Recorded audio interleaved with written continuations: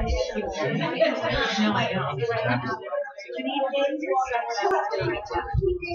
either of you like to look at these? They don't need to be. I'd like to call to order the Wyndham Raymond School District Board of Directors meeting. It is April 3rd, 2019, at 6:30 p.m. We are in the Wyndham Town Council chambers. Mr. Prince? Kate Bricks. Here. Eric Colby. Janie Cummins. Here. Don Dillon. Here. Marge Cavoni. Here. Pete Hensler. Here. Anna Kenny. Present. Kate Levier. Here. Hey. Scott McLean. Here. Danielle Hall. Will you all please stand for the Pledge of Allegiance? I pledge allegiance to the flag of the United States of America and to the republic for which it stands, one nation, under God, indivisible, with liberty and justice for all.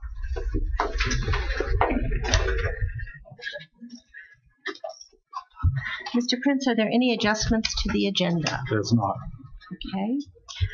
At this point, we have an opportunity for public input. If there's anybody who would like to comment on anything tonight? Yes. Hi, my name is Frank Farnell. Oh, can you come up here? Thank you.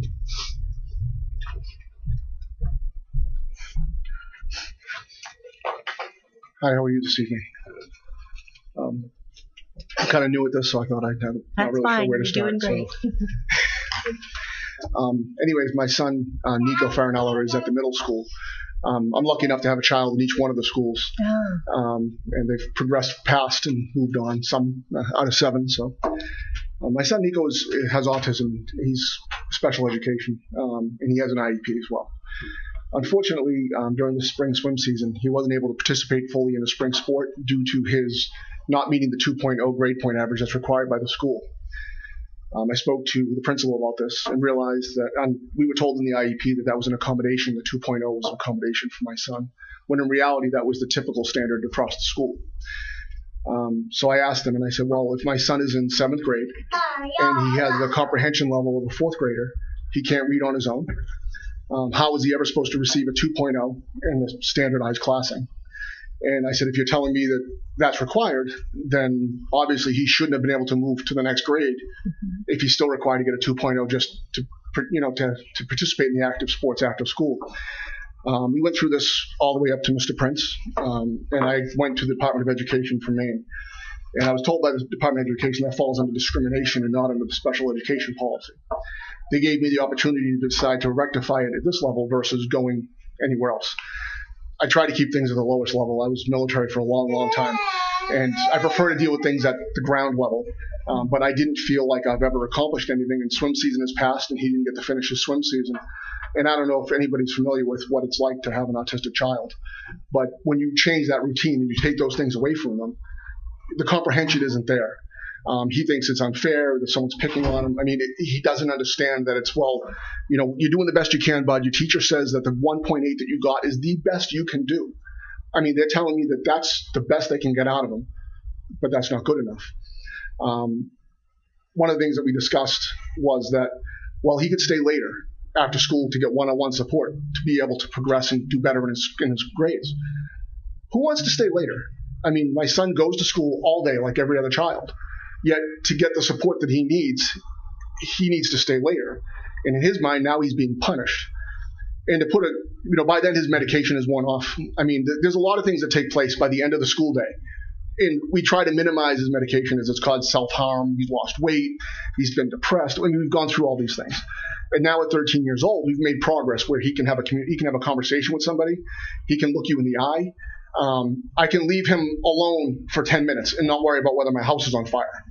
I mean, he doesn't run outside on his own anymore without telling me he's leaving.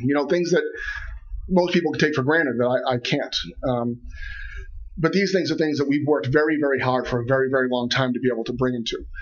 And I thought, with the swim, I found that it increased a lot of things that he saw. He was exposed to other children that are atypical. In other words, his circle of friends changed. In school, when people say his name, it's always with a derogatory mark. Stop talking, sit down, shut up, don't touch that. It's quite common. We get feedback from his teachers, from everybody else. In swim, it was positive. He swims fast. He loves to swim. You put the kid in the water and he's a fish. It's the only thing in life that he does well, that he feels like he's accomplished something. And they took that away from him over his grades. And it really hurt me to see that. And I have my own opinion of how, what you take away for these athletic programs versus children's grades, and you isolate them and they become the one thing nobody wants. They sit at home on the computer and do nothing. And then they don't participate in this stuff.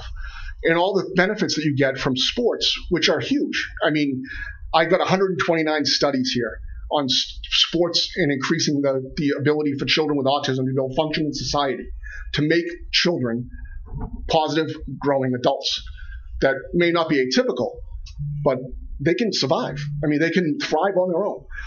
And at this level, I looked and said, well, wait a minute. Why is this happening in the middle school? My daughter, who's in the high school, who had an accommodation program, doesn't have that same requirement. She can swim without meeting a grade point average. Yet in middle school, they can't. It doesn't make sense to me.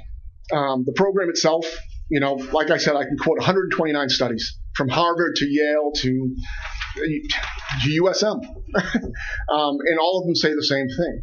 The benefits of sports outweigh any academic achievement these children will make as they go. It's learning life skills. It's to be able to cope with other people, muscle tone, be able to function, to be able to have cognitive ability improvements, everything, just balance, how to deal with other people, how to make that eye contact, how to get to gain confidence. These are all things that I've seen grow in my son. I mean, and then this year it was taken away, but I know that this year is going to continue. There's another year in the middle school. I found that the only school that does this is the middle school. And I asked Mr. Patton as to why this was happening. And the common thing that comes back is there was a question of my son earlier in the year, and my son was asked by Mr. Patton. He said, well, you need to get your grades up to swim. There's a lot of other kids that have IEPs, and they're not going to be able to participate in sports if they don't have their grade point average right. So you need to try harder. And my son, who had already come home to me and said, I'm doing the best I can. And his teachers in the IEP meeting also told me, we're getting everything we can out of him. He said, well, my dad's going to fix it. My dad will take care of it. Nico didn't mean that my dad would just arbitrarily get me back on the team because of that. What he meant was I'll go home and tell my dad, and my dad will stick up for me. And that's exactly what I do.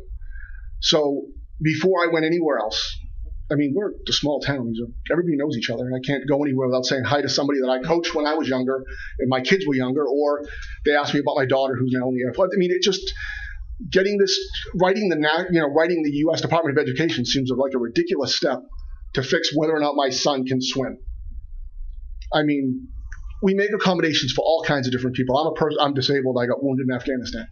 The accommodations are no problem for me, but I can't get my son in the water. Blows my mind. And I don't understand why I had to go this far to get this accomplished. What are you seeking from us? My son to be able to swim. I'd like the policy changed. I don't think that what's happening is fair to kids who have an IEP. If these children are special needs and they have special requirements, and you're holding them to the standard of an atypical child, that's not right. And then to say, well, you need to, we'll accommodate your work, but you still need to meet a passing grade. The grades don't lower. The work doesn't get easier. They get accommodations. Mm-hmm. So my son's work is the same as every other child's work. He just gets some help going through it. Well, that's great, but my son doesn't have homework. He has a person part-time through the day. They have an organization file that work with him, but the teachers all say they need one-on-one work. Well, that doesn't happen throughout the day. So the only time he can do that is after school. So now do I send him in later and just make his school day different? Or do I extend his school day beyond what everybody else's is and have him not see it as a punishment, mm-hmm. and then have him not shut down and not want to do the work? Right. I mean, when you have children like this, it's very difficult to make those changes. And then they're not stupid. He can look around and see that he's being treated differently than other people. Mm-hmm. And then, the one thing he doesn't want to be is called stupid. Of course. Mm-hmm. And it crushes him. And I see it all the time. So the alternative is, do I medicate him further, mm-hmm. and then watch everything else go downhill? I mean, he's finally gaining weight. He doesn't fall up the stairs anymore. Okay, we're all very sympathetic to what you have to say, and we all, and a number of us have experience with autistic children. So I would like to say that what we can do right now is say that we will confer with Mr. Prince, and we have the chair of the policy committee here, and we can talk about that as well. Okay. Does anybody have anything else to add? we're very sympathetic, and we will reach out to you further. Thank you very much. I appreciate You're your welcome. time. Thank you. for coming. Thank you. Anyone else have any public comment?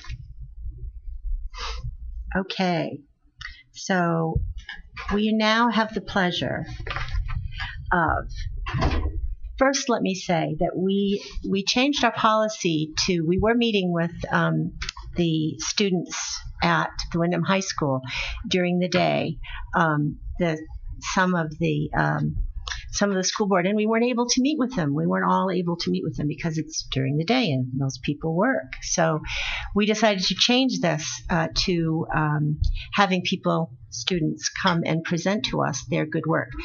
That's what I really want to hear. I want to see how well you're doing. I was a teacher for a long time, so I want to see everything that you guys do. And so we've invited the children from Manchester School and Ms. Donini is going to introduce you. I'm going to do it in 2 shifts. That's fine. A lot of us. Right here, you just sit in here. Right.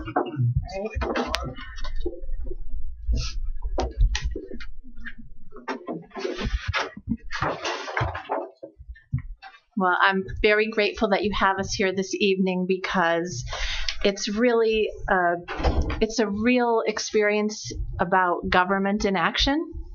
And I was telling the girls that you're just regular people who live in these 2 towns, and this is part of what we are hello ma'am teaching our students to do, which is to engage in a real way. So with me I have, it's all right, I have Sophie Villanueva and I have Ava Kennedy, and they're both from Mrs. Ocean's 5th grade classroom. And they are here to talk about a project that they have been working on. But before they do that, I wanted to give you an example of what standards all these kids have been working towards. And now here's where it gets a little dry. So imagine it's a textbook experience as we went to school, and we opened up the textbook and we had chapter to read and vocabulary highlighted and summary questions at the end, and we'd go back, and that's how it was, girls. Sorry you're missing that. Some of the standards that they're covering in 5th grade social studies present a real or simulated decision related to the classroom, school, community, or civic organization by identifying needs and applying appropriate and relevant social studies knowledge and skills, including research and other relevant information.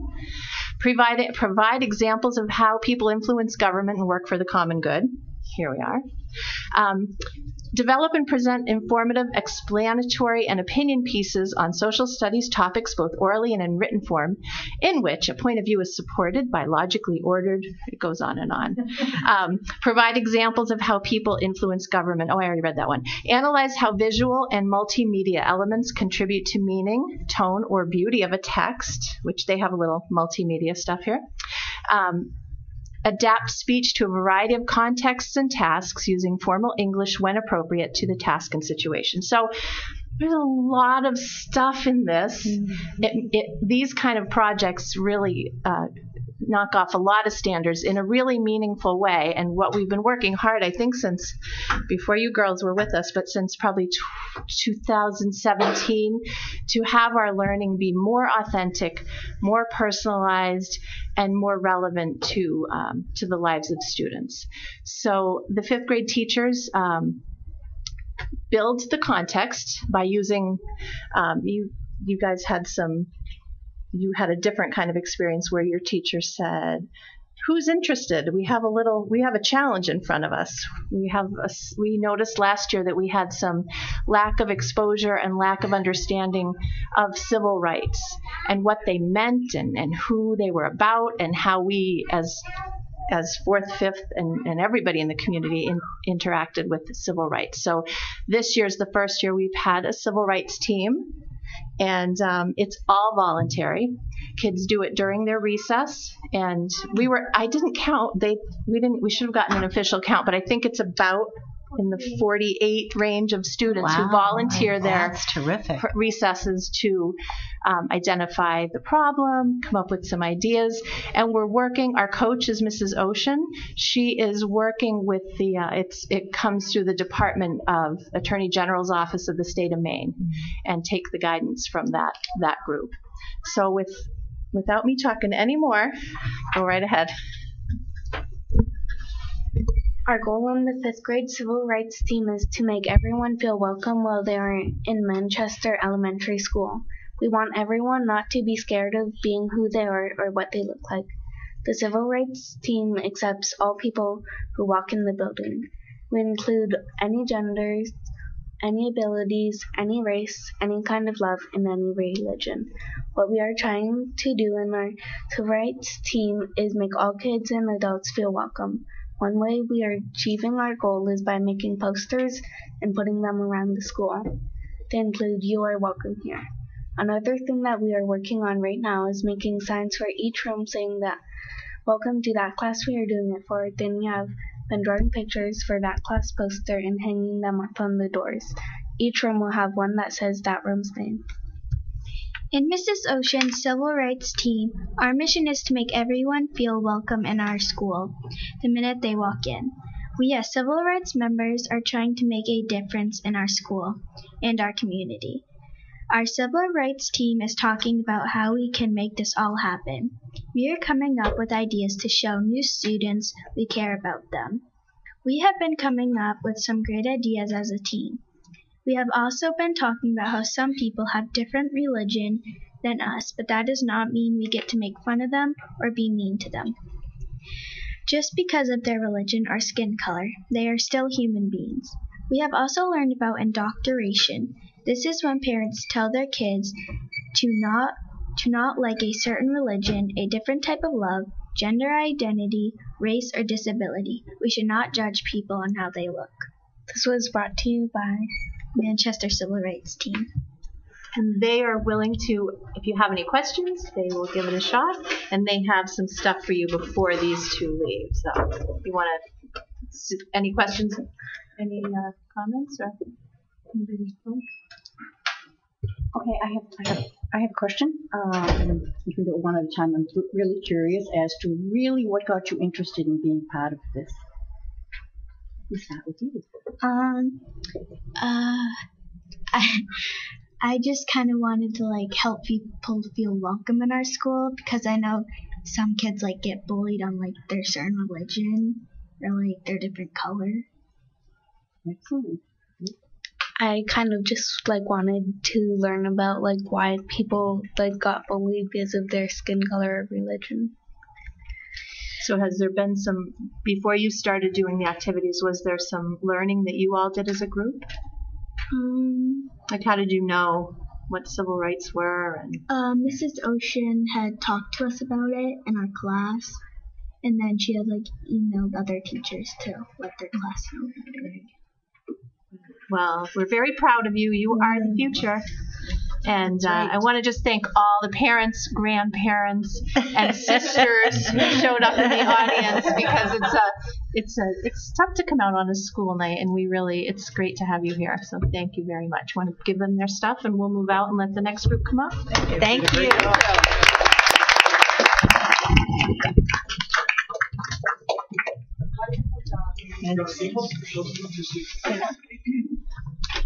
Oh, that's great. That's really, really great. That's fantastic. The one is for you to keep if you want to hang it anywhere. Oh, I think that's a great idea. I was going to ask, but I didn't want to. Yes. That's a good idea. Yeah, it's a little early. That's okay. We've got things to uncurl it. Thank you. We're excited to be here tonight. I have from Mrs. Thomas's 5th grade class, I have Anna Olette, Amelia Curtin, and Madison Cook. And they've been working on a project around civil rights, Bill of Rights, human rights. And I have a story about the teacher. It was probably 3 weeks ago, coming through the hallway and walking up to me and saying how excited she was about the project that she had started with her students. And having been a teacher for so long myself, I was feeling her excitement and passion. And it became around, teachers take the time to plan these wonderful units. They design their essential questions. They have their learning activities mapped out. Well, when she started talking with these wonderful students about the project, they had their own questions. And the teacher said, so my plan changed a little bit based on the interest of the students, their questions, and kind of the way in which they wanted to see the unit go, and the questions they wanted to ask. So it was very interesting and exciting to see that. And she was so excited about their engagement and the passion around what they were doing. So without further ado, I will let them share with you what they've been working on. Today we will be discussing our Bill of Rights project. We are trying to make a change on Earth. Currently, we are reading A Long Walk to Water as a class.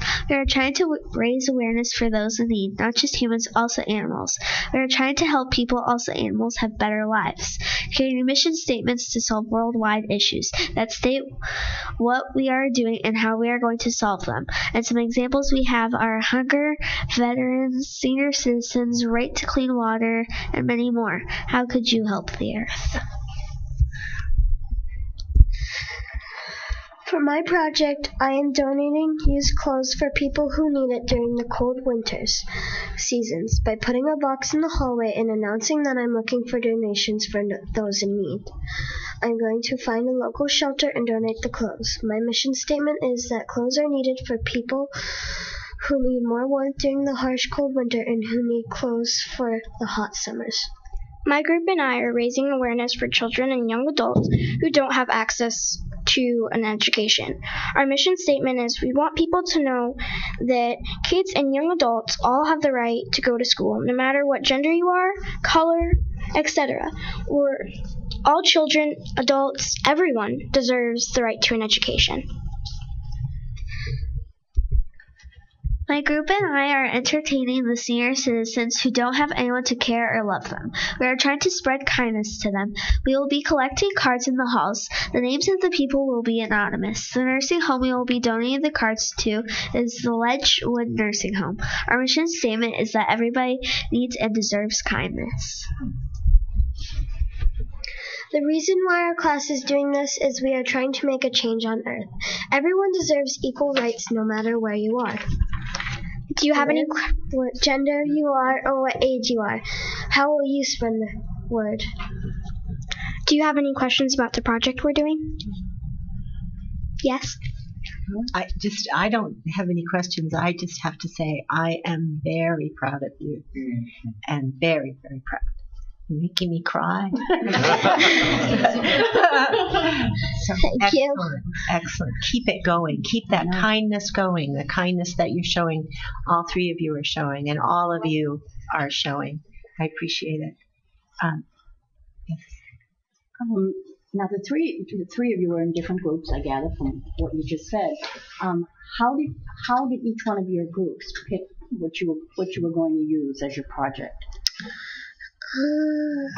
So my group and I, we were struggling to find out what we were trying to do because many people were choosing to do veterans or homeless people and animals. So my group and I chose to do something different. So we chose senior citizens. That's good. I appreciate that. Right. Just going to say that. Yes. Excellent. Your group? Well, I'm by myself because I thought it would be easier for me. And I kept switching back and forth because everybody always picked something. Like, I started with animals, and then our teacher is like, too many people doing animals. Some people gotta change it. And then I was gonna do senior citizens, but then my teacher gave me an idea of people who need clothes, and so it was also kind of a struggle to find a place for it. And then my teacher gave me the idea of where, and I don't remember the name. You know, I have to tell you, that is a big undertaking to take on a project for a group all by yourself. So kudos to you. That is really, really great. My group, so I'm with 2 other people, and we decided to do education because, I've been educated by my teacher, and I was like, I've read books where, people, only boys go to school, or, white and black are separated from schools, and I just don't think that's fair. I think we all should be in one school, and I think we all have the right to have an equal education. Excellent. Excellent. You are the epitome of civil rights. Yeah. All right. Oh, thank you very much. I also thought you might be wondering, so the book A Long Walk to Water is, what the book is about is there are 2 different points of view, and there are different time periods, and it's how they were dealing with the war and how they were being treated unequally because they didn't have the right to clean water because it was war, so they couldn't really get anywhere, and it's about how they struggled. What did you say the name of that book was? A Long Walk to Water. And going with Anna, it was a boy and a girl, and the girl was 2008, and the boy was 1987. I think it was 80. And the boy in 1980, only boys were allowed to go to school by then, and the girl in 2008, she didn't go to school because she had to walk 2 miles to get water. What country was this in? No. It was Sudan. in South Sudan. Oh, yeah, South Sudan. Yeah. Great. Oh, thank you. Thank you very much. Thank very, you. very nice job. Thank you for your time.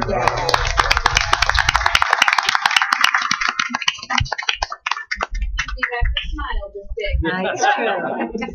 That is true. I'll just put in a plug and an invite. Our community day is next Wednesday in the morning. You probably all received some sort of invite to that, but it's more of this: kids celebrating the good work they're doing and thanking the community for all your help too. So thank you. Thank Have a you. good night. Thank you.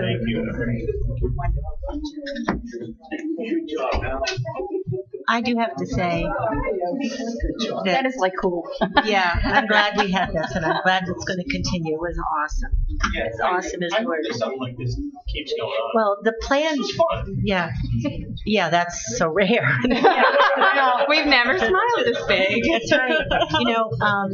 When we came to this because we were not able to get a large group of people to the high school, or a big enough crowd to the high school, and then we wanted to see all of the kids. We wanted to see all of the schools, not just one. So we are going to get presentations on a at least monthly basis from all of the schools in the district.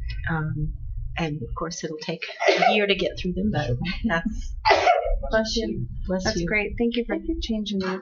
Okay, so next, I'd like a motion for the sabbatical leave.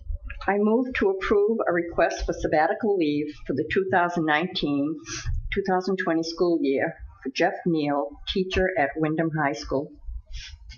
Second. It's been moved and seconded. Any public comment? Any board discussion? Seeing none, if you're ready for a vote, all those in favor? All those opposed? Motion carries. Okay, so now it's time for the budget discussion. Okay. Oh, yippee. Notice how there's not a whole lot. I know. And I don't think our smiles will be as big. But maybe. Well, let's hear depends it. on Chris. Yeah. No pressure. No pressure. Glad you had a good laugh. Yes. Version. Thank you. Close in your car. Worked on version 9. 9. Oh. That's right. Take us to last one.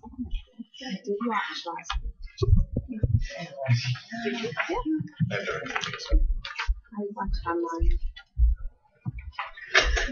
Okay. This is.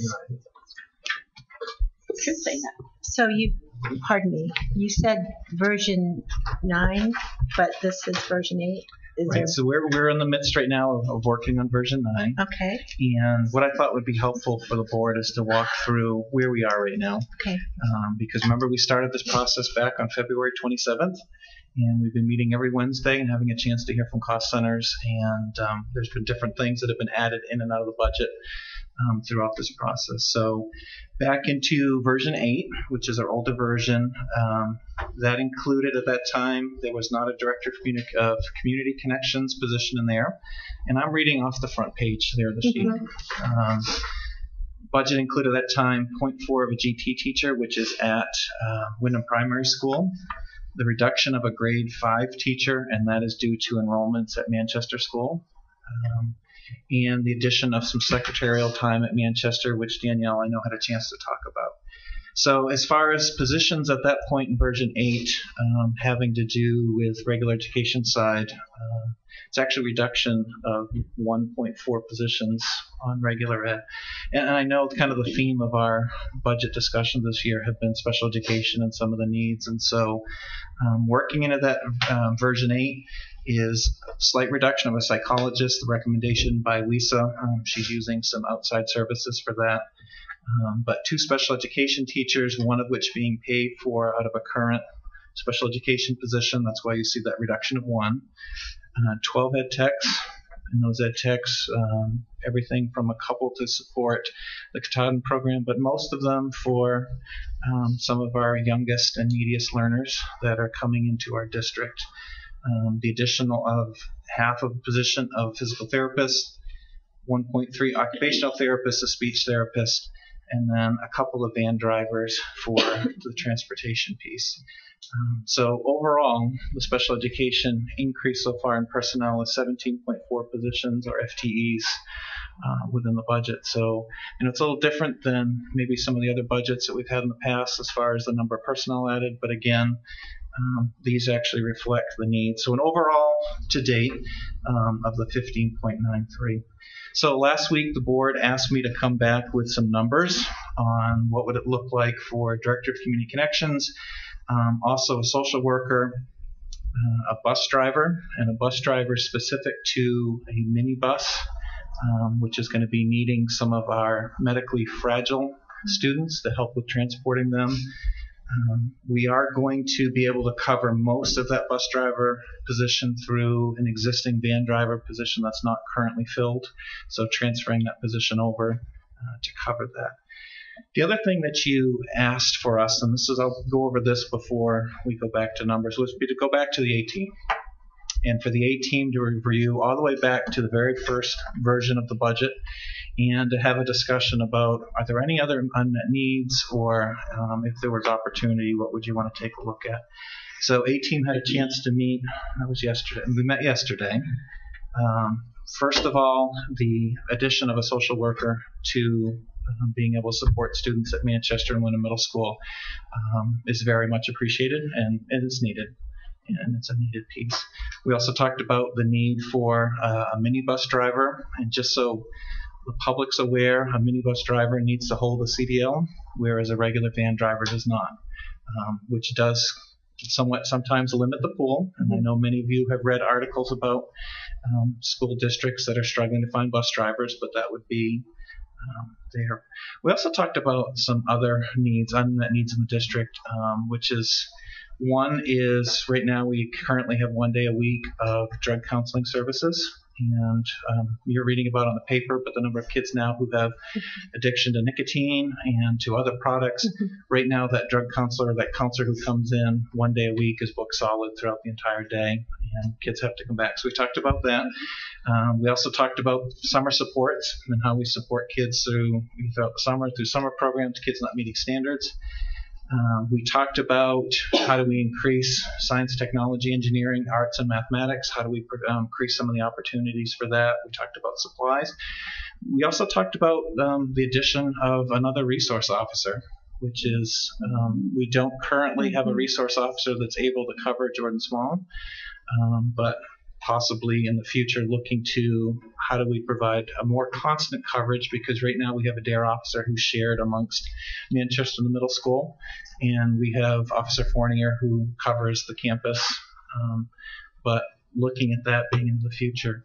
So very rich discussion, but really kind of centered down to a couple things, which I guess if you want to say it's kind of the biggest bang for the buck, which is that we have some existing part-time positions, part-time teaching positions, that were, if they were increased 1 to full-time and then 1 to 4/5, it actually would create a number of opportunities. One of those positions is music. And so by adding a day to the music program, it actually opens up an additional 4 classes at Wyndham High School, and also opens up a number of opportunities at Jordan Small, because right now we're sharing people across those 2 buildings. And the other one that we kind of centered in on is foreign language at Wyndham Middle School. Right now we have 1 foreign language teacher who's covering an entire building. We have 2 4/5 French teachers who are across the street at Wyndham High School. And is there opportunity to be able to offer a class of French first thing in the mornings, to be able to then have that person be full-time and now offer a second language, which currently we can't do at Wyndham High School. And so after going through that whole long list of things, it was, what would it look like with that? So we did that. And so if the board were to say tonight, what would additional positions that 18 would be looking at? Those 2 part-time positions and bringing 1 to full-time, which is foreign language, and 1 to, I think, a 0.8, would significantly increase offerings. All of this comes with a price, though. And so if you could turn the page.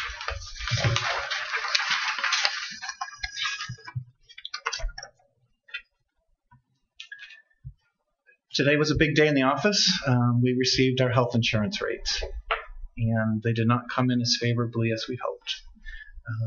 So our increase for next year, the max was going to be 7% across districts. Our max came in at 6.7. Or our number came in at a 6.7% increase, which, is in some years that's been a great increase. We were all kind of hoping for a little bit better. And health insurance rates are based upon your overall district experience, and the metrics used are well guarded, but it has to do with basically how many people in your district and what type of illnesses that you're dealing with. It is our reality. And so with that in mind, I've given you here kind of a shopping list of scenarios for your budget deliberations tonight. So first one there is scenario 1. And scenario 1 is the increases that we talked about last week with meeting the needs of special education, and also being able to open a program, self-contained classroom at Raymond Elementary School. And so if you go all the way across, we start to get into what are some estimated tax increases for both for Wyndham and for Raymond, of what that might possibly be. And we also have to just point out that these are estimated. We do not set mill rates. The towns set the mill rates for the taxes. And often the valuations that the towns are using are different from the valuations that we have, which we use off of the state website, because of changes in value that might be happening within the community. So again, these are purely estimated. So scenario 2 would be all the special education costs plus the cost of the social worker. Gives you an idea of what the overall increase to the budget would be, and again, on that right-hand side, what the tax impact would be. Scenario 3 is if you went with special education plus the cost for Director of Community Connections, what those percentages are. Scenario 4 would be special education plus that social worker and the Director of Community Connections. 5 would be if you just went with the administrators, the foreign language piece and the music, adding that to the special education needs. And then scenario 6 would be all the needs across the board if that was something that you wanted to look in the budget. So before you go into deliberations, the one last piece of information that I gave you is on the very last sheet. I'm a history person. I like to know history, and I like to know what the trends have been over time. So this gives you an idea of what the tax impact has been across the RSU for both Windham and Raymond in the 10 years that we've been in existence. And so if I can kind of draw your attention, first of all, to the right-hand side, it says tax increase. It's in little asterisks. And if you go down through, you can see, and again, it may not have been this on a $250,000 home because the town may have set a different mill rate. But going down through, Windham on one side, Raymond on the other. And so going over the 10 years, the impact on a house in Windham has been about $1,100, and the impact on a $250,000 house cumulative is about $414. And then there's some average pieces there at the bottom. And which you can probably see in these trends, and for those of you who've been on the board a long time, any time that we have additional subsidy that's in the RSU, the Windham tax rate tends to be a little bit lower than Raymond, and when subsidies decrease, Windham amount tends to go up, and the Raymond side it becomes less.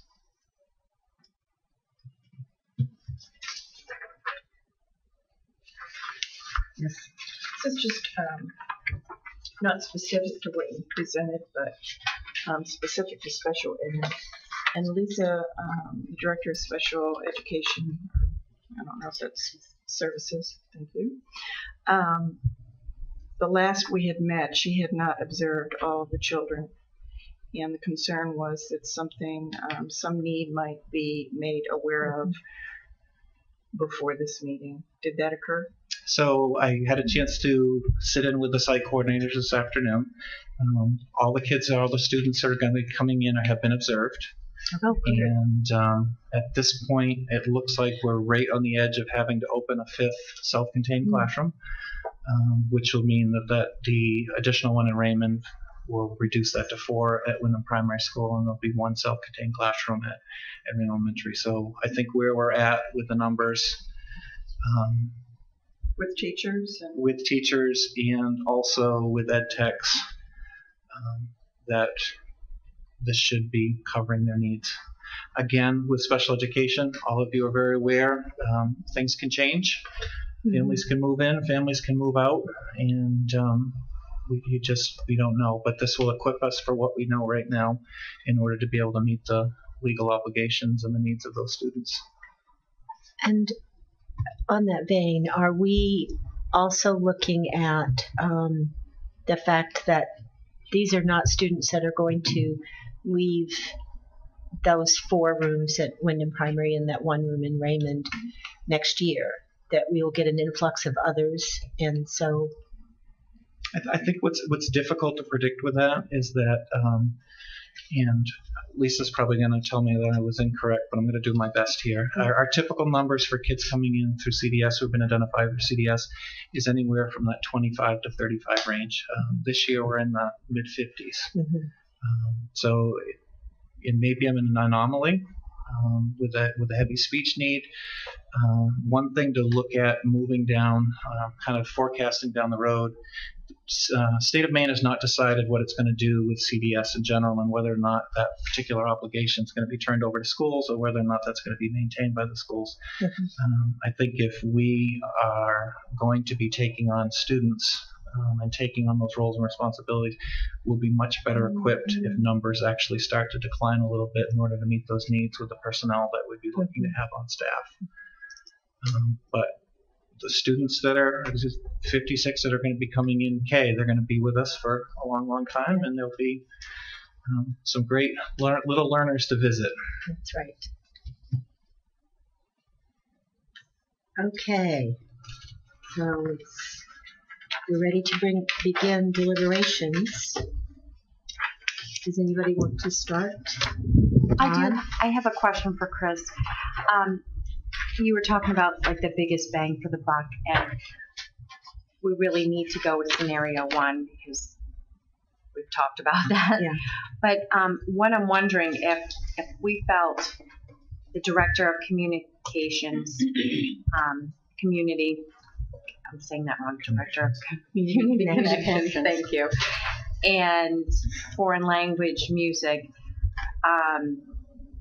because it helps out many kids. It's more than one school we're talking about.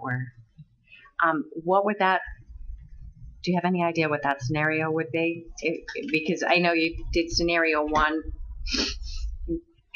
foreign language plus one, but what if you were to do 1, 3, and 5?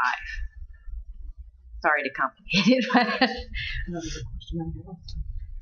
yeah. 1, 3, and 5 without 2? Correct. That's where I'm falling, but Give me just 1 second, and I will do my best to answer that question for you.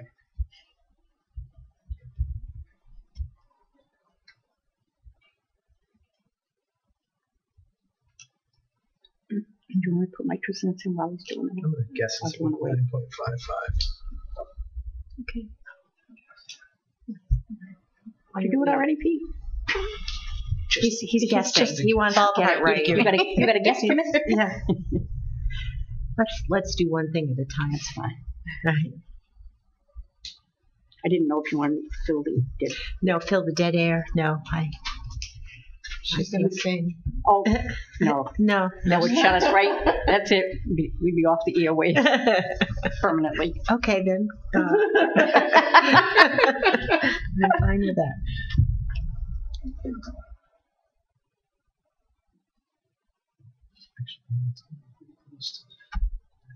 It's going to be right around 536. Social work was around $75,000. I just took off the. I went with 48,500.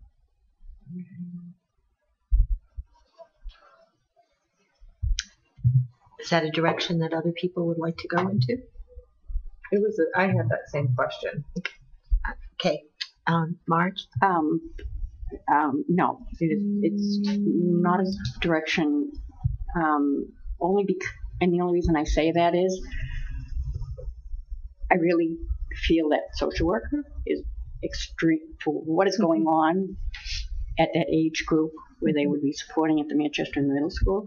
I think is very important. The fact that there is all that's there now is one social worker that spread, and you have a principal and a vice principal. That's a lot of students at a very difficult age to not be able to have that social worker. So I think that the social worker, as much as I love foreign language and I love music, I would definitely have to take the social worker over those. I mean, that's my feeling. So help me understand, because budget and numbers are not my strong suit. I know that's shocking. If we said, okay, let's do 6, let's do all of it, and we're going to go sit before, put it out there for the public to vote on, what does that look like? So what do we say? What are we telling them when they come? They're going to get what increase?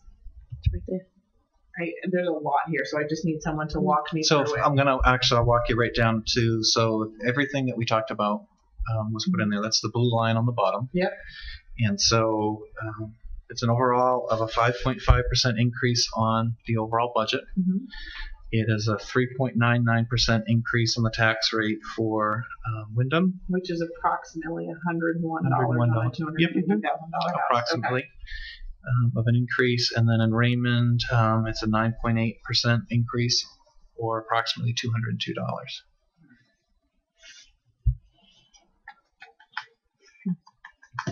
Mrs. Bricks, clarify for me again, for the foreign language and the music, what buildings would that impact? Sure. So I'm on. I'm getting waved, and I am on. Are you waving just because you feel like it, Nell? Or? You must not be able to hear me. There we go. So let's start first of all with music. Okay. Right now, the Wyndham High School band person is shared between Wyndham High School and Jordan Small. And so part of her day is spent driving between Jordan Small and Wyndham High School, which you lose a class in. Right. And so by adding an additional day, she would be able to stay full-time at Wyndham High School. And talking to Ryan and looking at what classes it would allow to offer 4 additional classes, which electives are few and far between currently at Wyndham High School, and then also would then allow that person to then be covered at Jordan Small, so then you lose the travel. So the Jordan Small person would pick up and would just be Jordan Small at point 8, and they would pick up high school person's classes, and then the high school will be able to pick up those 4 classes. In the case of the foreign language position, Wyndham Middle School and Wyndham High School are neighbors. They share a driveway, and currently we have a couple of 4/5 foreign language teachers, and they start their day after the day has already started, and then so there'd be opportunity for them to start their day on the regular school start, but they would start at Wyndham Middle School, be able to offer French for a period, and then that would then allow Wyndham Middle School to add some additional language time. So that'd be 1 class. That would be 1 class. What's the class size for language? I know, just what? 20 to 24. 20? Yep.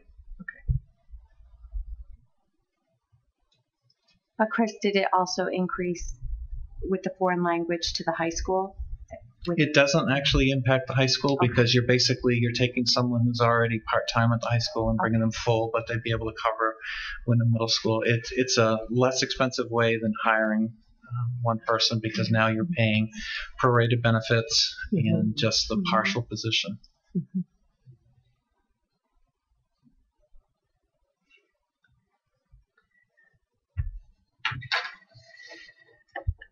I just have a question, and the A team thought that pardon me because I'm a musical person, but the A team thought it was more important to add the music and the language teacher than a social worker. No, it's a great question. I think the A team would recognize, if they were all here tonight, that a social worker would be something that is needed. Above adding these positions. But again, it goes to one of the charges that you gave them was, look at those pieces, and it was, where can we get the greatest gain for, not increasing the budget that much more. One more, March. I just think that the social worker impacts 1,000, and the other classes do not. So just my 2 cents. March? And I agree with Janny. And the other thing, and this is going to sound small, but it really isn't.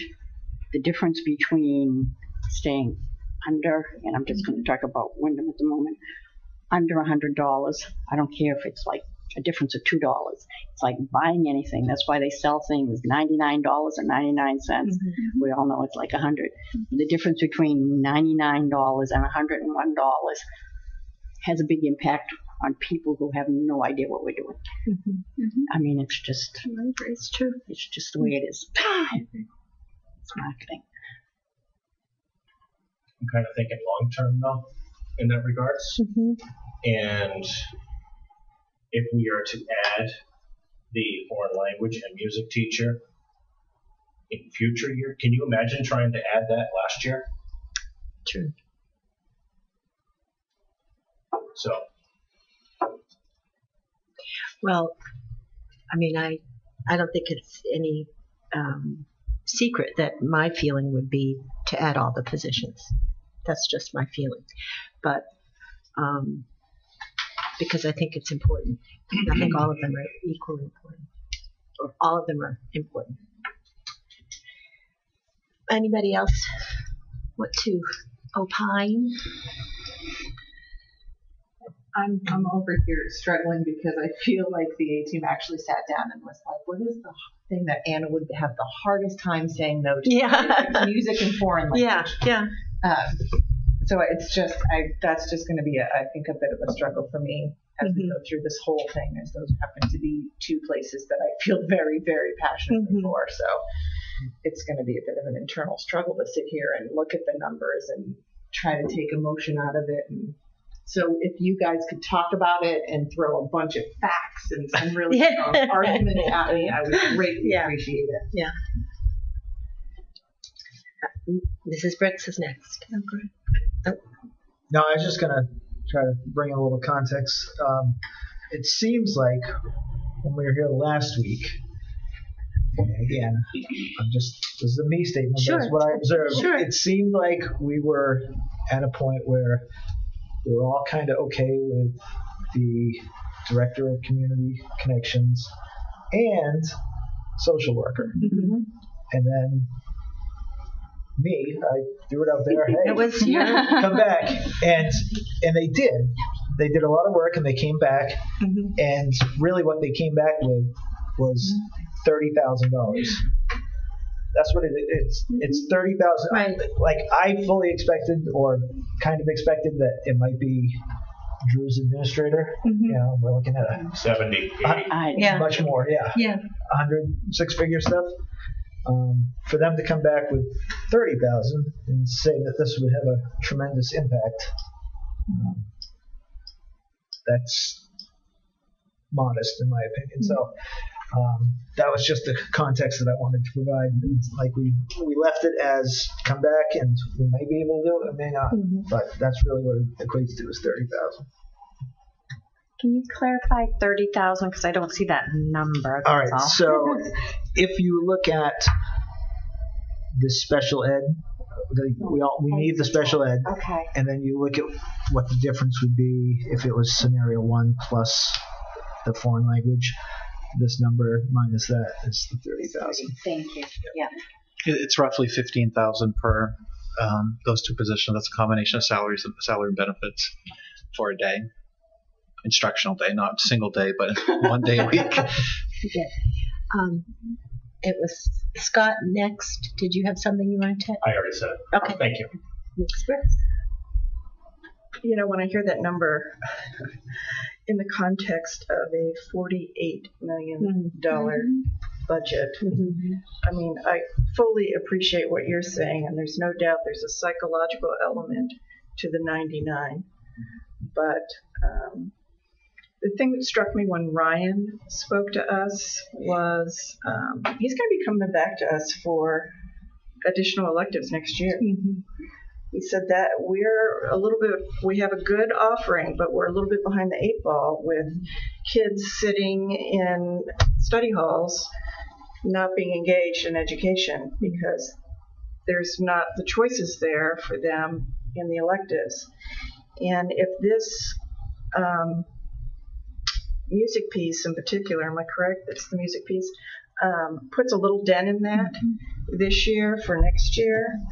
And even, have they signed up for their classes yet? They're in the midst of doing the master schedule right now. So it potentially could have an impact on the offerings for kids signing up for next year. We might be able to, I don't know what the timing is, have some additional offerings for the high school folks. I kind of agree with Scott that this is being a little bit proactive for a need that's going to be coming to us anyway. And it's just, I don't want to diminish the money, $30,000. You know what? If somebody gave me $30,000, I'd be like, doing cartwheels, which I don't know how to do. So, well, it's $30,000. That's what I might learn real quick. But at this juncture, I would support scenario 6. Marge? Okay. The one thing that I always remember year to year is every time we add on, we make the budget bigger. And when it comes back next year and the year after that, it's always with the add-ons that we added. So it's we create the base, or we add to the base, and we add to the base when we add on each year. It is just something to keep in the back of your mind. I can't tell you how many people love the district. The residents love the schools. But I bump into a lot of people, and they want to support us more than anything. They want the kids to have the best that we can possibly give them, but we're killing them. And that's what I hear out there. When does it stop? I don't have an answer for them because I have no idea when it's, it can't. It just doesn't stop. So to keep building that base up, because it isn't like we never get rid of anything. We just keep adding. And what I would like to also see, and I haven't seen one in quite a while, is I would like to see the list for the high school, exactly what it looks like. These are the courses the mandatory courses the kids take. These are all the electives. I have not seen one of those. And I would like to see exactly how many electives do we have. And I know Ryan doesn't want the kids in study halls, but some of the kids need study halls. I don't think they're like some of them hanging out. Some of them trying to get out of those study halls and hang around. But there are students, I think, that use those study halls for what they're meant for. So to say, the kids, I don't feel, can somebody honestly tell me that all of our elective classes are full? I'd like to see, I would like to. I don't think see that all of our elective classes are full. And I think one thing that I appreciate is that I've seen is year over year as we look back at the electives that haven't been filled for a little while, we've seen them say, okay, well, this isn't working. We can't offer this anymore. We're going to do this instead. Right. But we've dropped very little. All the years I have been on this board, we have dropped or replaced very little. Although we did drop that IT up there that didn't matter. So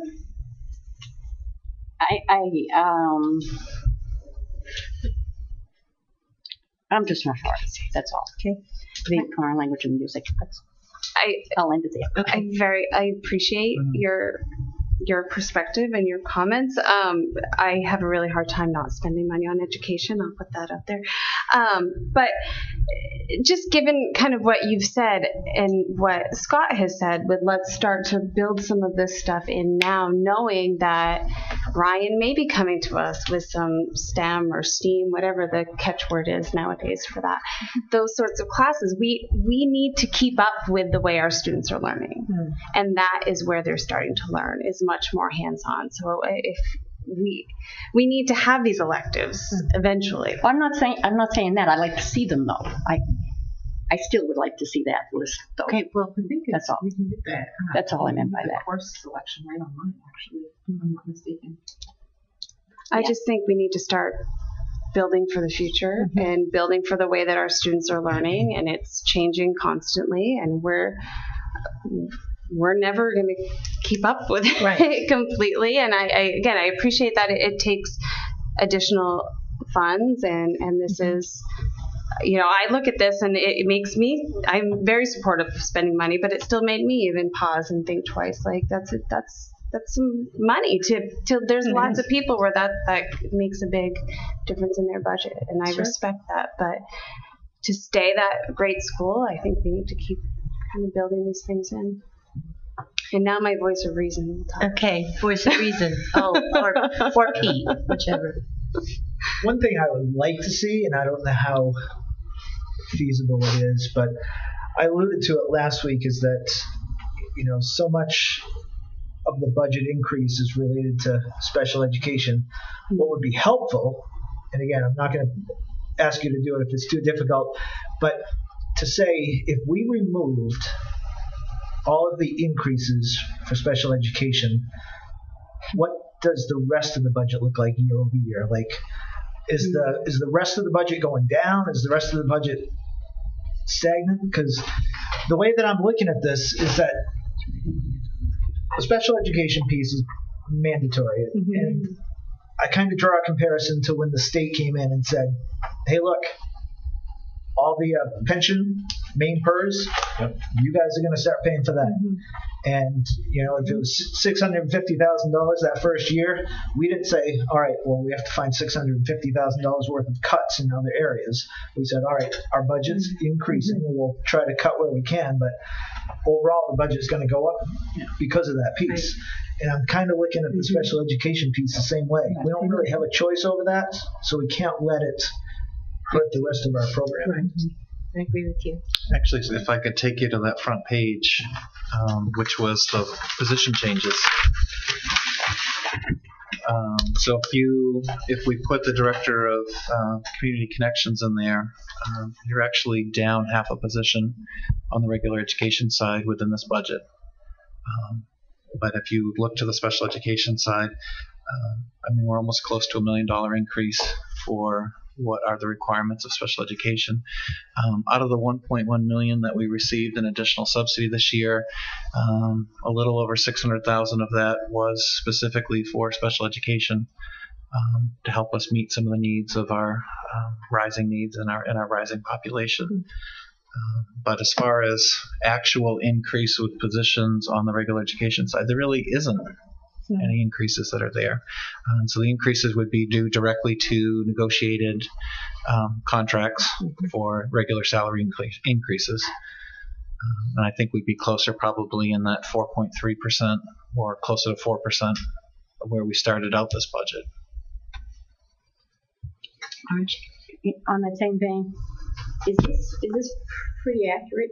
This, when you presented Sandy, that regular instruction is 39.37% of the budget, and special ed is 17.28%. At the time of version 6, that would be correct. So special But ed it's is changed. Version 8 is increased. I'm just saying special ed is a big, to his point, it is a big portion of our budget. Right.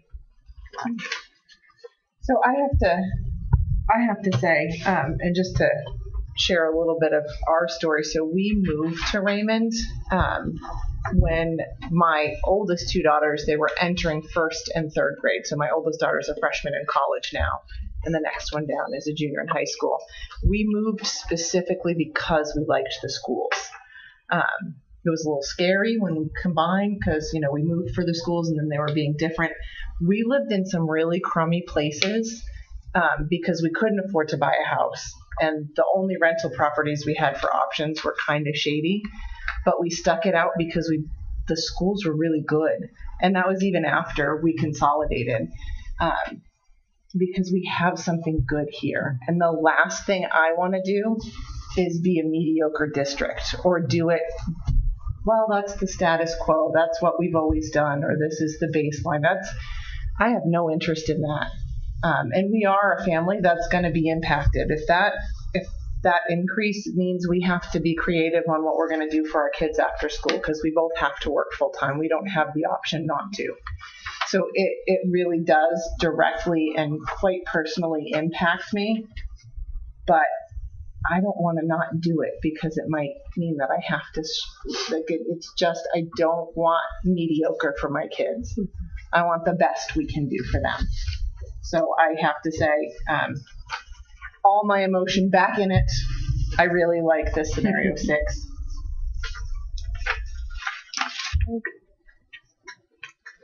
Dawn? I could live with 6. I also could live with 1, 3, and 5 together. That's why I asked about that, because I want to see enrichment in our school. I know a social worker is needed, but to me, it's putting out the fires that can't be put out at home, like that presentation about what schools are expected to do now. It really increases our budget so I'm on the fence on that. But I really think putting in the foreign language and music is important. And that's really all I have. Okay. Betty, have anything else to add? Okay, then. I don't know what we do. Do we give you a head nod? Do we say? So next week we will basically be voting on a final number because again, remember the budgets. There's 2 sides of the house. One's the revenue side and one's the expense side. We will be voting on the expense side. Finance is meeting after April break, and we'll be finalizing the revenue side in preparation for the May 22nd meeting where the community comes together and votes on each of the warrant articles moving forward. So for next week, we'd be looking at a vote for a final number, and I guess we're looking for some direction tonight, what that final number that you would like to see for a motion. Okay. Marge? Jenny, can we just kind of agree on the things we agree on?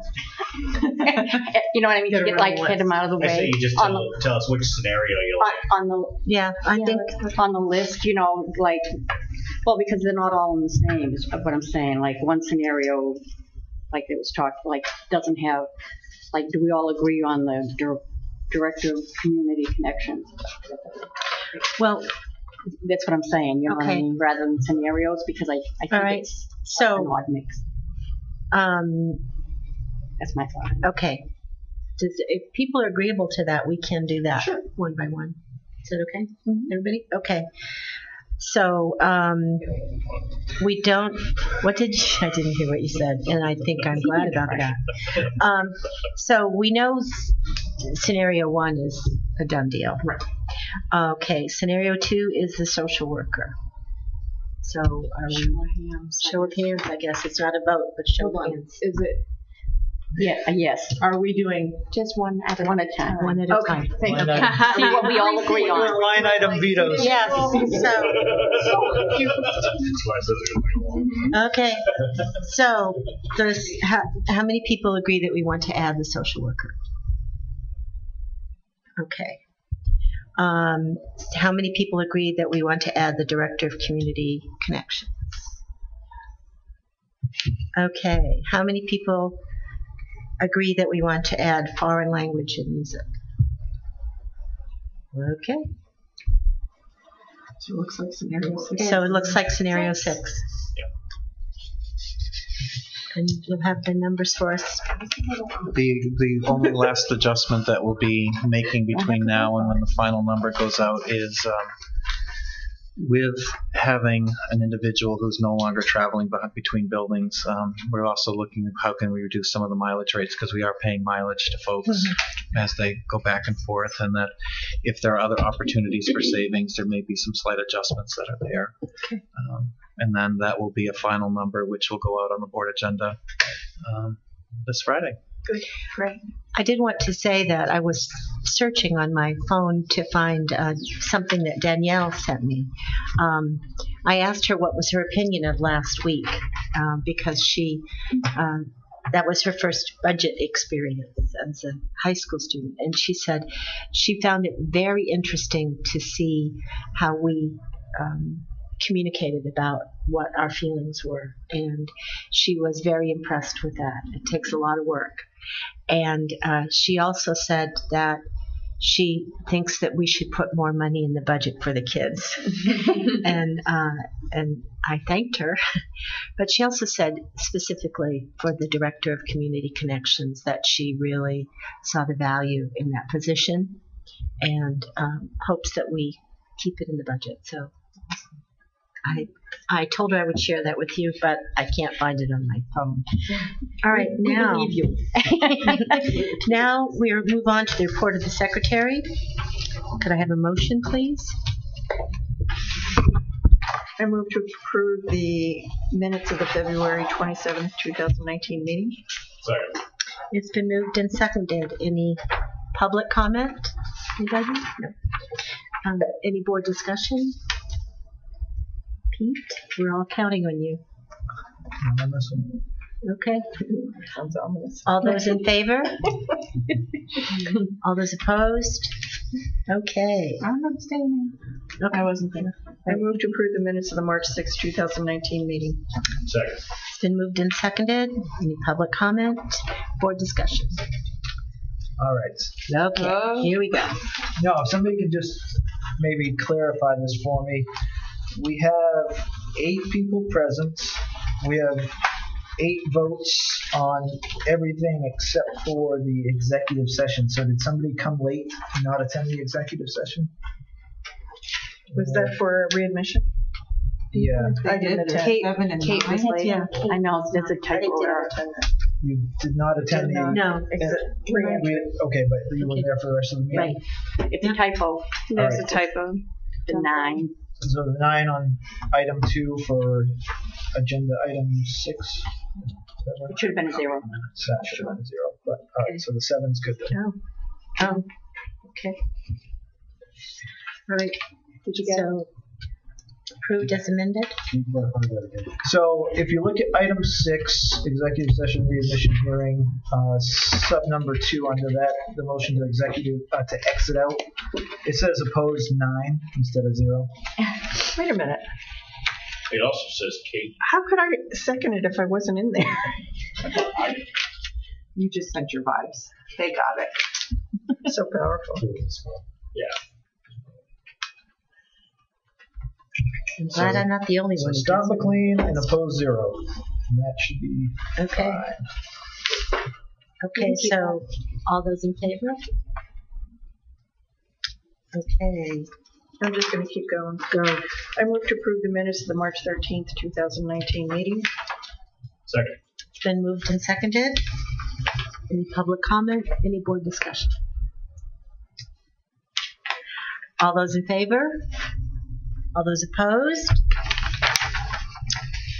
Okay. I move to approve the minutes of the March 20th, 2019 meeting. Second. It's been moved and seconded. Any public comment? Any board discussion? All those in favor? All those opposed? I move to approve the minutes of the March 27th, 2019 meeting. Second. Been moved and seconded. Any public comment? Any board discussion? All those in favor? Any opposed? Okay. Committee reports. Finance. Finance has not met, but we will be meeting after April break. Okay. And facilities. Facilities will be meeting in a couple of weeks. Policy. Oh. Sorry, facilities. No. Facilities. Don't give me the stink eye. No, I'm not. I didn't bat an eye. I thought we were meeting Monday. Very sorry. I kind of jumped ahead. Facilities has not met. But we're meeting Monday. Yeah, ditto. I have it. And the same for policy. Yes, thank you. Okay. I'm just giving you a prompt. That's good. You want me to do the technical schools?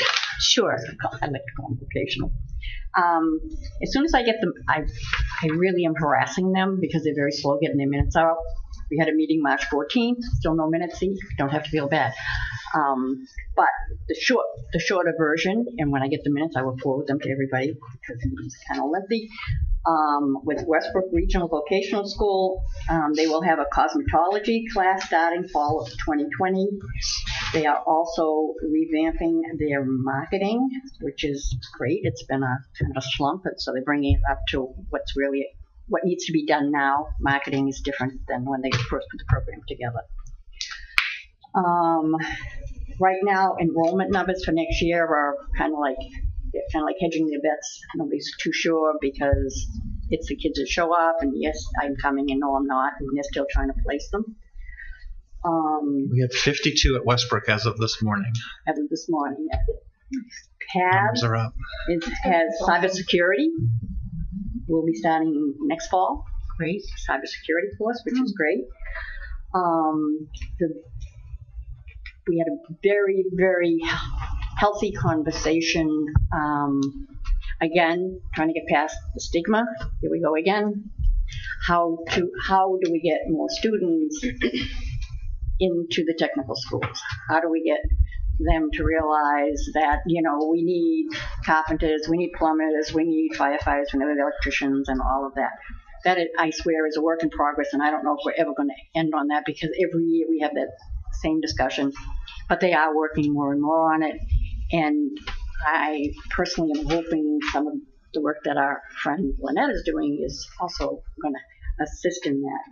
And the other thing that was very important, okay, and I don't know if everybody's aware of it, and I think you might have read it in one of the things that came out, is that all of the CTAs got together and they wrote a white paper because they think there's a problem with the EPS system as to how the funding. They feel they are greatly underfunded. And the system has not been, I don't remember, it was in there and I didn't write it down what year originally it was done. 2013. It's not working for them. They're not getting enough money to really run the programs that they should be running.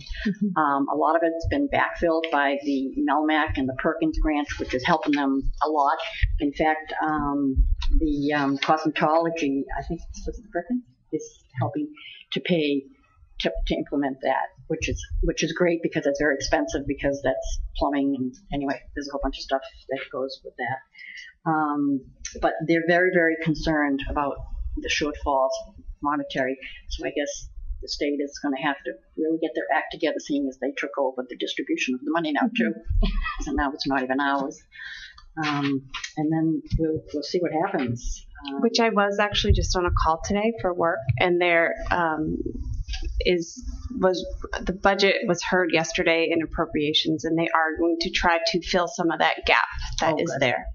Great. With some additional funds. I don't have the exact figures. Yeah. And I'm sorry because I know we're doing roundtable, but I wanted to follow up on yours.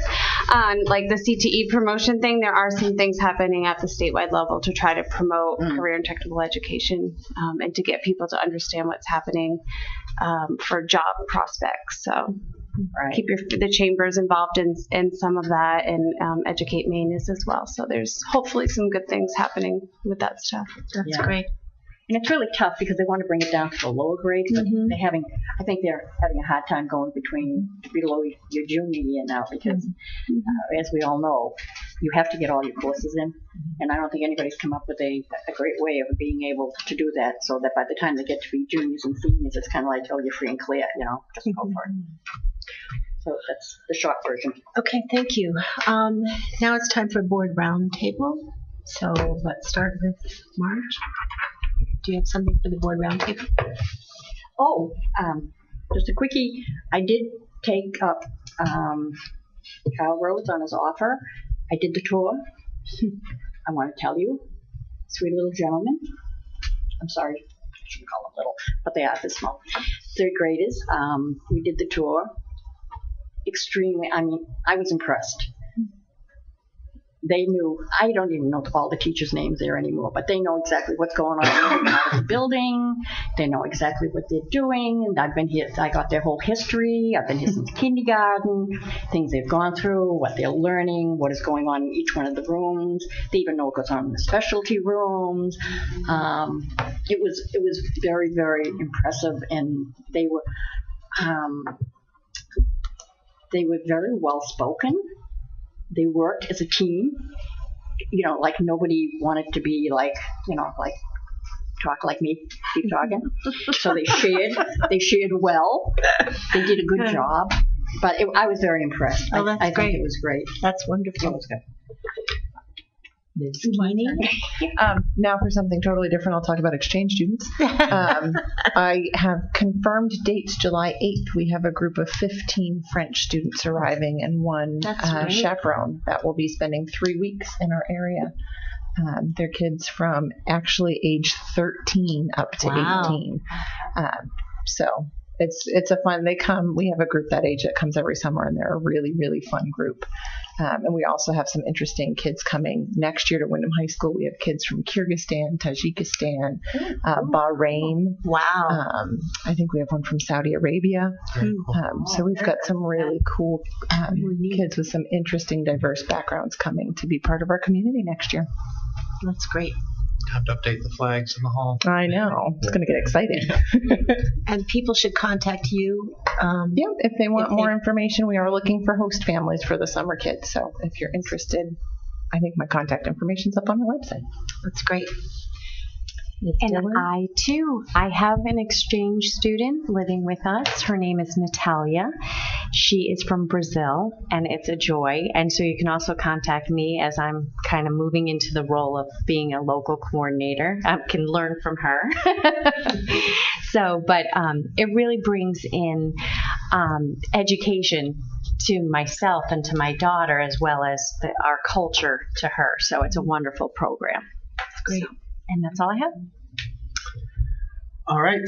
I'm going to speak about something that happened yesterday. Yesterday was the American Cancer Society Cancer Action Network's Day at the Capitol in Augusta, and that's a day that they use each year to go up and advocate for legislation related to, the health issues of the residents of Maine, particularly as it relates to cancer.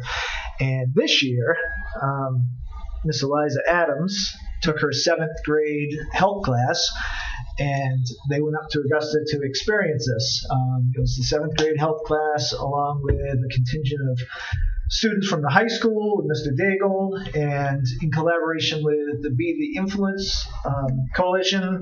The kids all wore T-shirts, and what our 7th graders did in particular, and actually the high school kids, is they talked to our local legislators, Senator Diamond, Representative Corey, Representative Bryant, and really what they presented on was the rising epidemic of teen vaping and tobacco use. And they all had they had T-shirts on directed towards the vaping companies that said, "Don't target me." Oh, great. Wow. And so it's a pretty unified thing, and they came equipped with so much information and knowledge, and the legislators were very, very impressed. In fact, they got a standing ovation. So that's terrific. Good job. Represented the district very well. Thank Excellent. you. That's great.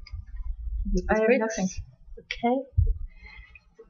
Do you have? I do, but I wanted to give other people an opportunity. Well, I'll put in a plug for the Melmac Education Foundation. Last week I was not here because I was at a statewide conference that they were having at the Samoset. So sorry, I was stuck at the Samoset last week.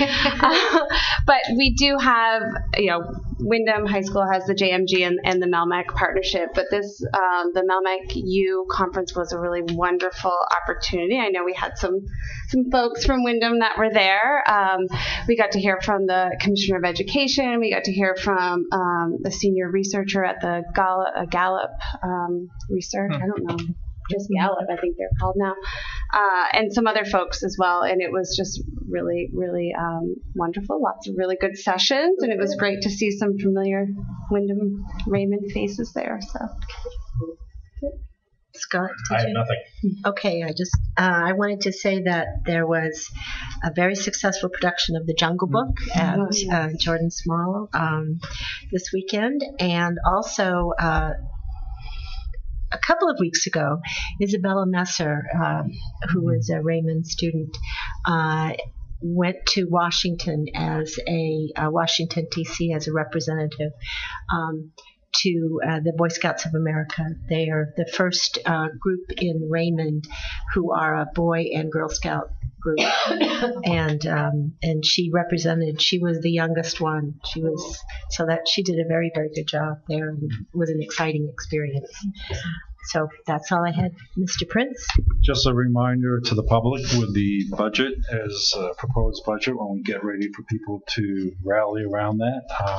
May 22nd is the public budget meeting at the high school auditorium, 6:30, and just really would encourage people to come. It's really important for people to have a voice in this budget. And the referendum is June 11th, and both towns will be voting on the proposed budget. And to the board, just a reminder, June 9th is the graduation date for our seniors. And if you could just make a note of that.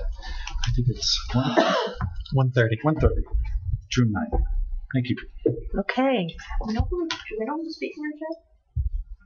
Yes. No, you don't. You have to give up, don't you? It's the best speaker ever.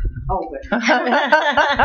Oh, now we know who it is. Can I just add one thing, Janie, Yes, before we close? of We course. received some great news today, and we know how hard Bill Hansen works in our district, but has been nominated for an award. And so I'm just going to go ahead and read this. It says the Windham Raymond School District, but it's actually Bill, has been selected to receive Maine Campus Compact's Community Partner of the Year. Maine Campus Compact's consortium of 18 college campuses in Maine whose purpose is to reinvigorate the civic mission of higher education. Award recognized an outstanding community partner and its staff for their partnering between an MCC member, which in this case is University of Southern Maine campus, and the Windham Raymond School District to enhance campus campus-based efforts to address community issues. And this is specific. Bill was nominated. Bill works with Dr. Most at University of Southern Maine, the engineering program, and students in the engineering program actually do internships and work with Bill on issues across the RSU with our buildings, and so being recognized. So he'll be recognized in an award ceremony coming up within the next month for his work on that program. So I think we all see the hard work that he does in the buildings, but in addition to that, using engineering students to help out with some of the issues we're trying to solve across the RSU. That's terrific. Will that award be a presentation? Yes. Would you mind letting us know the date? I mean, is there a way that we could support that? It's April 24th from 2 to 4 in the Androscoggin Room, the University of Southern Maine, Lewiston Auburn College. Androscoggin Room, you said? Yep, and Bill can bring a guest. Just one? Oh, you've already put your name in, right?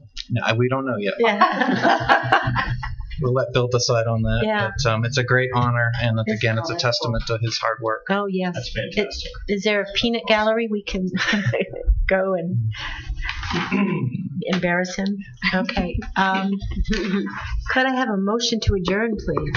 So moved. Second. It's been moved and seconded. All those in favor? Okay. Thank you. We're adjourned. Thanks.